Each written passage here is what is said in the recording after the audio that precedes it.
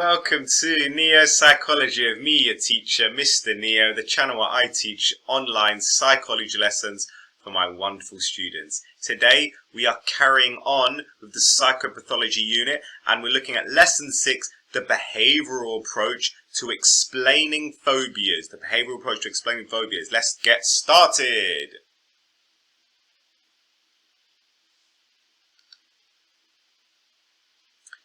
Starter. Sometimes phobias appear following a bad experience. How many of you with a phobia did it start from a specific incident? Think about the phobia that you have. Did it start from some sort of incident or experience that you had? Okay. Here we are in the Psychopathology unit. We've looked at definitions of abnormality. We've looked at phobias, depression and OCD from the behavioural, emotional and cognitive perspective. We are now here. We are now looking at phobias from the behavioural approach to explaining phobias. Okay? Hobart Maurer in 1960 proposed the two-process model based on the behavioural approach to phobias. This states that phobias are acquired or learnt by classical conditioning and then maintained through operant conditioning. So, let's get the definition of the two-process model down, okay? It was by Maurer, his two-process model. Give it a go now, please. Draw an image to illustrate the key term. 2 minutes, off you go. Right, let's go through this, okay? The two-process model is a theory that explains the two processes that lead to the development of phobias, okay? Now, this behavioural approach suggests that phobias are acquired through classical conditioning and they are maintained through operant conditioning, okay? And we're going to look at those in some more detail now. So our first learning objective, show comprehension and apply knowledge of acquiring phobias through classical conditioning. Classical conditioning is learning through association. Remember, classical conditioning, association. Think AS, okay? Classical conditioning, association. Classical conditioning involves learning to associate something of which we initially have no fear, called a neutral stimulus, with something that already triggers a fear response, known as an unconditioned stimulus. So, key piece of research done by John Watson and Rosalie Rayner, okay? 1920. This research is over 100 years old now, okay? Watson and Rayner created a phobia in a 9-month-old baby called Little Albert.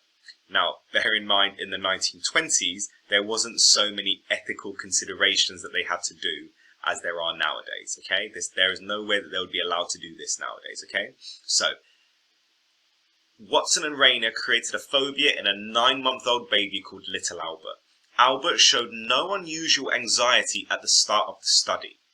When shown a white rat, he tried to play with it, so he wasn't scared of the white rat. However, the experimenters then set out to give Albert a phobia of this white rat. Whenever the rat was presented, they made a loud, frightening noise by banging an iron bar close to Albert's ear. This noise is an unconditioned stimulus. You don't have to learn this, which creates an unconditioned response of fear, okay? If someone bangs something loud next to your ear, you get scared. You don't have to learn about it, it just happens. Now, the white rat was a neutral stimulus. At first, it didn't give any response, okay? So when a rat, the neutral stimulus, and the unconditioned stimulus of banging the loud rod are encountered close together, or they're paired or associated together, in time, the neutral stimulus becomes associated with the unconditioned stimulus, and now both produce the fear response. Albert became frightened when he saw a rat. The rat is now a learned or conditioned stimulus that produces a conditioned response of fear. So, this is Pavlov's Pavlovian classical conditioning, okay? But it's with phobias. We're applying it to what we know about phobias. And this is how the behavioural approach suggests that we acquire phobias. Now remember, the behaviourist approach, the learning theory, suggests we are born as a blank slate, okay, tabula rasa. And everything that makes you who you are is through your experiences. So what the behaviourists say is, when you are born, you're not born with phobias, you're not born with these experiences. But what happens is, you acquire phobias through classical conditioning, through your experiences. And that's why you have a phobia, okay? So, Watson and Rayner, white rat, gave it to the baby. The baby goes, oh, it's a white rat. It doesn't mean anything, it's just a white rat. I'm actually quite interested in that. What they would do is, here's the white rat, bang! Big loud bang, okay? What happens? The baby cries, of course. I would be scared. I would be scared or I might cry if a loud bang went off, okay? You see the rat again, bang! Loud bang, okay?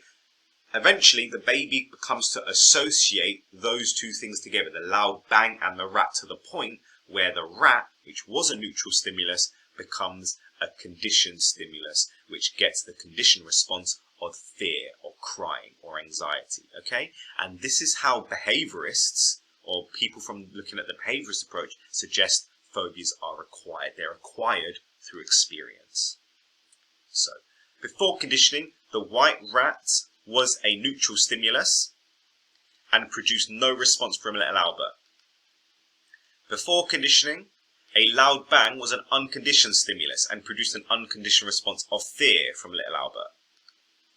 During conditioning, the white rat and the loud bang are associated together and produce an unconditioned response of fear from little Albert.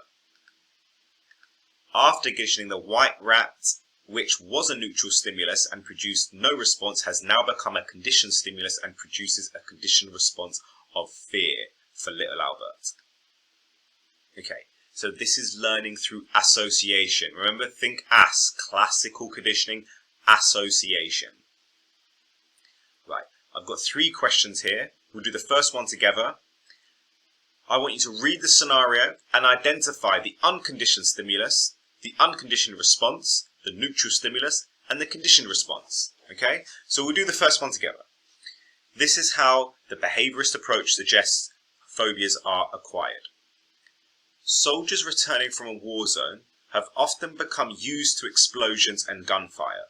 One psychological issue that they can have when they return to their normal lives is they have a very anxious reaction to any loud bangs. Okay, it sounds like PTSD, post-traumatic stress disorder. Okay, so what's the unconditioned stimulus?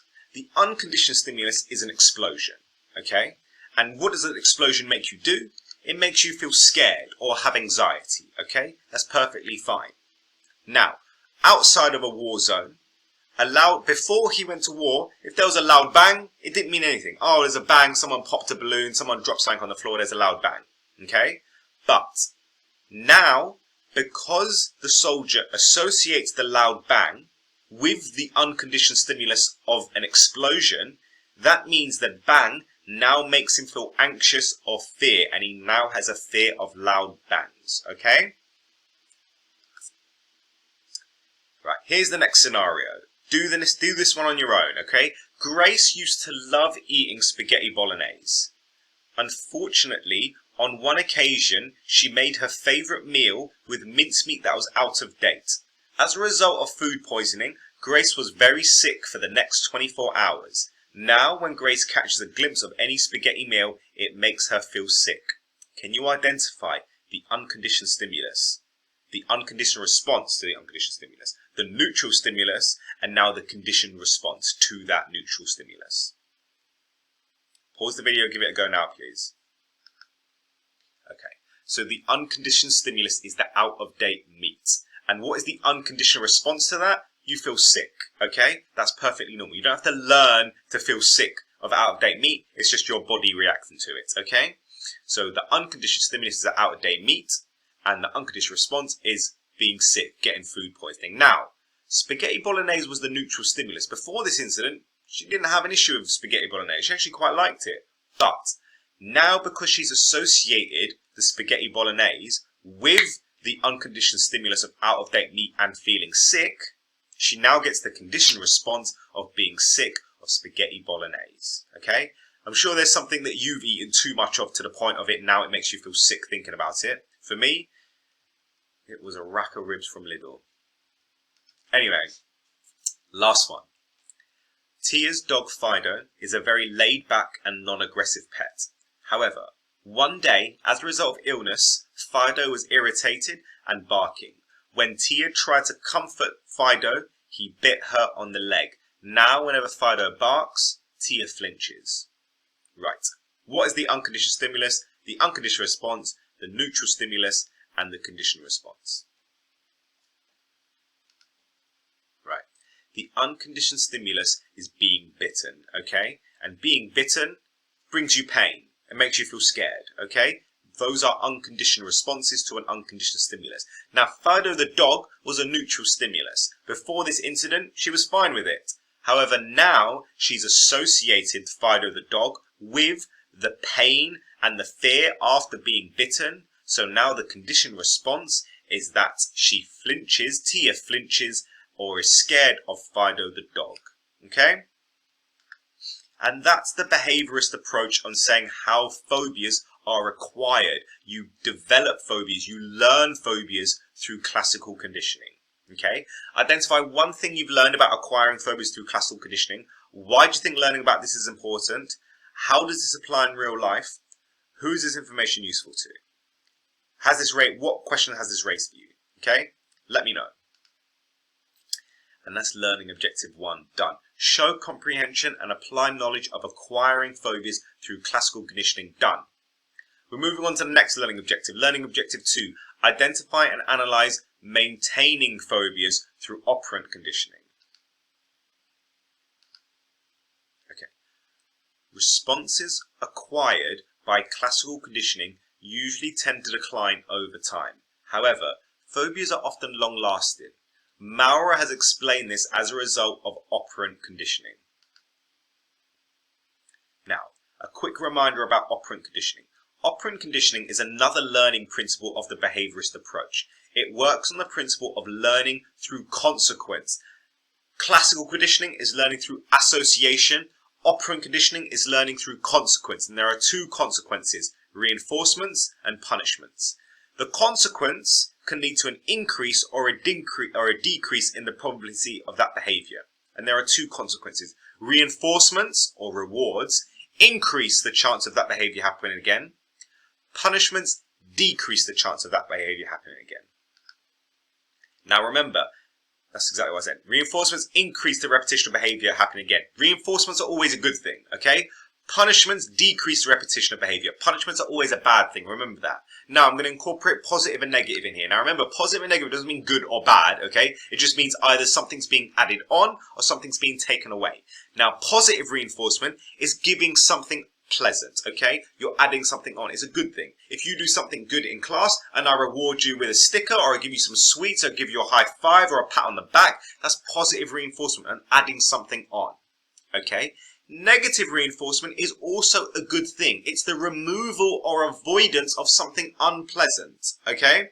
So if I said, oh guys, you did really well today, you don't have to do an essay for homework, that's negative reinforcement. It's a good thing, and I'm taking away something that's unpleasant, okay?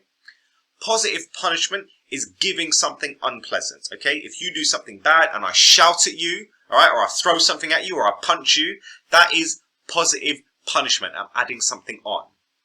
Negative punishment is me taking something away that you like. It's the removal of something pleasant. Right, you weren't very well behaved today, I'm taking your phone away from you. Or you weren't very good today, I'm giving you detention, I'm taking your lunch break away from you, okay? So that's negative punishment, taking something away. So remember, reinforcements are always a good thing, whether they're positive or negative, and punishments are always a bad thing, regardless if they're positive or negative.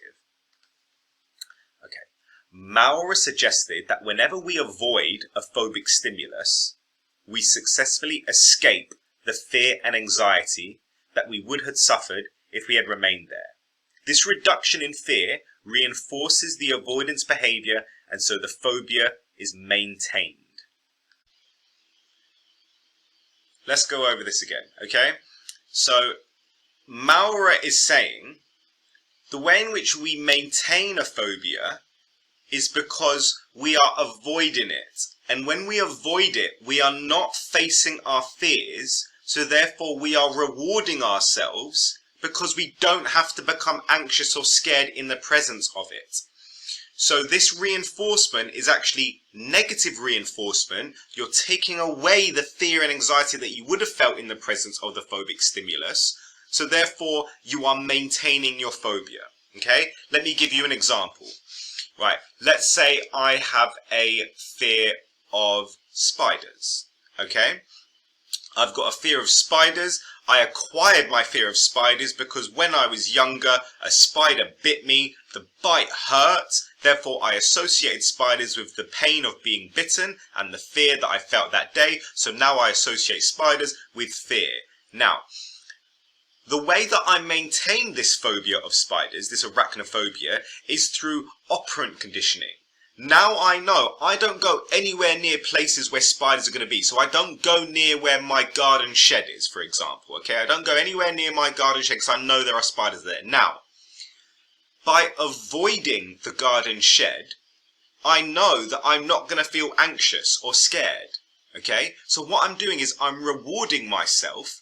I'm reinforcing my phobic behavior, and therefore my phobia is being maintained. And what type of reinforcement is this? It's negative reinforcement, okay? I'm taking away the fear and anxiety that I would have felt if I went and faced my fears and went to the garden shed, okay? So that's how the phobia is maintained. It's a little difficult to wrap your head around that. Rewind this video if you want to watch it again.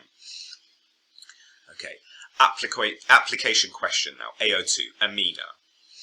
Agoraphobia is a phobic anxiety towards leaving the sufferer's home environment. This is a serious problem because it prevents the sufferer going about their normal daily life. Amina suffers from agoraphobia. She's a keen A-level student, but she is struggling to attend college because of the acute anxiety she suffers when attempting to leave her house in the morning. Her phobia began shortly after being mugged. Actually, Amina finds she can leave the house as long as someone else is with her, but her parents leave for work early and she lives in the opposite direction of college from her friends. Explain how Amina's agoraphobia might have acquired and maintained according to the two-process model. Right? Use the key terminology in your answers. You need to use the word operant conditioning. You need to use the words classical conditioning. You need to use the words maintained, and you need to use the words acquired. Okay? Give it a go, please. Write your answer down. How Amina's agoraphobia might have been acquired and maintained according to the two-process model. Pause the video. Answer the question now, please. Otherwise, here's the answer. Following her experience of being mugged, Amina learned to associate the unpleasant experience of being mugged, an unconditioned stimulus, with going out, a neutral stimulus, by a process of classical conditioning. Being mugged led to the unconditional response of anxiety. Since then, Amina has experienced anxiety when going out. This anxiety towards going out is a conditioned response. Okay, that's how she acquires the phobia. Whenever she makes the decision to stay in, Amina's anxiety declines. This reinforces her avoidance behavior. She's rewarding herself. She negatively reinforces her behavior, her avoidance behavior. So by a process of operant conditioning, she has maintained her agoraphobia. Okay?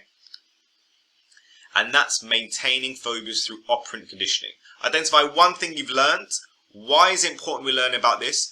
How does this apply in real life? Who is this information useful to? What questions has this raised for you? Right, I'm ticking it off. Identify and analyze maintaining phobias through operant conditioning. We've done it. Learning objective 3. To be able to discuss and evaluate the behavioural approach to explaining phobias. What are the strengths of this approach? What are the weaknesses of explaining phobias in this way? What are some of the strengths and limitations of the behavioural approach to explaining phobias? Right. First of all, the first limitation is that it's an incomplete explanation of phobias. Boonton points out that evolutionary factors probably have an important role in phobias, but the two-process model does not mention this. For example, we easily acquire phobias of things that have been a source of danger in our evolutionary past, such as fear of heights or of the dark. This shows that there's more to acquiring phobias than simple conditioning. Because the behaviourist approach suggests we're all born as a blank slate and everything that makes you who you are is through your experiences, and nothing is learnt through your genetics and nothing is acquired through genetics or evolutionary, then it doesn't take into account for some of those phobias that we have from evolutionary factors. So for example, being fearful of heights is an evolutionary thing, right?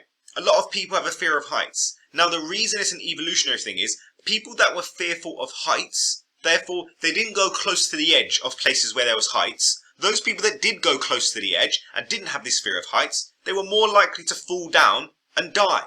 Those people that died, they couldn't pass on their fear of heights through their genetics because they weren't able to pass their genetics on. Okay, those people that were fearful of heights, they were able to pass their genetics on, and therefore it starts this evolutionary factors that make this phobia acquired. Okay. Furthermore, one further limitation is that phobias don't always follow a trauma. According to the behaviourist approach, they do.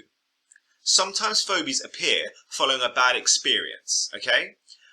And it is easy to see how they could be the result of conditioning. However, sometimes people develop a phobia and are not aware of having had a related bad experience. For example, I might have a fear of snakes, although I've never actually met one, let alone been frightened by one. So I can have a phobia of snakes, but I've never met one before, right? The two-process model, Mauer's two-process model, only explains how you can have a phobia of something that is acquired through classical conditioning. I can't acquire a phobia of something I've never been in contact with before. And there are people that have phobias of things they've never been in contact with. So it doesn't explain all not all phobias follow a trauma. Furthermore, what about the cognitive aspects of phobias, right? We know that behavioural explanations in general are oriented towards explaining behaviour rather than cognition. This is why the two-process model explains maintenance of phobias in terms of avoidance, but we also know that phobias have a cognitive element. There are some phobias that are more to do with cognition. So for example, social phobias have to do with the cognitive characteristics, like I don't want people to think I look like an idiot, I don't want to be embarrassed, I don't want people to see me in a certain way. And that's not understood through the behavioural approach. That's better understood through a cognitive approach. So it's only looking at it from one perspective. Okay? Can you summarise each evaluative point that we've just learned into exactly 10 words? If you want to challenge yourself, think of any further criticisms of your own using the Grave and Scout technique. If you're not sure what that is, have a look in the booklet. It's all in the front in there, okay? Grave Scout. And that's the evaluation of the behavioural approach to explaining phobias. Done. Plenary. Okay, got some multiple choice questions, okay? Let's see how you can do. Number 1, the two-process model of phobias involves what? Classical conditioning only, operant conditioning only, social learning only, classical and operant conditioning. It is both classical and operant conditioning. Remember, classical conditioning to acquire the phobia, operant conditioning to maintain the phobia. Number 2. A case study of learning a phobia by classical conditioning by Watson and Rayner in 1920 involved what? A. Little Peter. B. Little Hans. C. Little Albert. D. Little Mix. I hate Little Mix. It is Little Albert. Little Albert. Number 3. Which is a limitation of the two-process model? A. It can't explain how phobias are maintained over time. B. There is no supporting evidence. C. It can't explain how fear of dogs might be acquired. B. It can't explain preparedness for certain phobias. Right, D. It can't explain preparedness for certain phobias, those evolutionary ones. Number 4. What reinforces avoidance in the two-process model? A. Anxiety reduction. B. Safety cues. C. Preparedness. D. Positive reinforcement. Right, it's the anxiety reduction. You maintain your phobia because you avoid the phobia. Therefore, you reduce your anxiety, and that is rewarding yourself. You are negatively reinforcing yourself or rewarding yourself because you're taking away the fear or the anxiety that you would have felt in the presence of the thing you're scared of. Okay. How many questions did you get correct out of 4? Are you an absolute legend? Check online because there is some little Albert footage that is quite interesting. You can check that out. And that was today's lesson. That was lesson 6, the behavioural approach to explaining phobias. Next lesson, lesson 7, we're going to have a look at the behavioural approach to treating phobias. And there we go. There's today's lesson. Well done, my neuropsychologist. Great work today. I'm proud of you all. Keep up the good work. God bless and peace. I'm feeling like Will, I feel like a prince, I'm feeling myself. I'm loaded with bills, cause I wasn't blessed with no Uncle Phil. Don't know how it feels, I wanted to flex, they told me to chill. I'm making a flip, my life is a flick, now load up the film.